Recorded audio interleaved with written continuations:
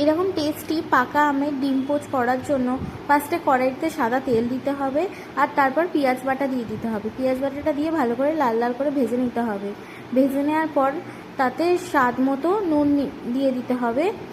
পেঁয়াজটা যাতে ভালো করে ভাজা হয়, যাতে না কোনো কাঁচা গন্ধ থাকে। আর তারপরে একটু কাঁচা লঙ্কা দিতে হবে, আর পাকা আমের পাল্প দিয়ে দিতে হবে। দিয়ে একটু নাড়িয়ে চাড়িয়ে ওর মধ্যে একটা ডিম দিয়ে দিতে হবে।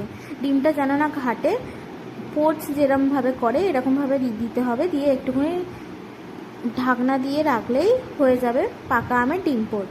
বন্ধুরা, তোমরা এই রেসিপিটা বাড়িতে করে দেখবে, খুবই সুন্দর। পরবর্তী ভিডিওতে আবার তোমাদের সঙ্গে দেখা হচ্ছে।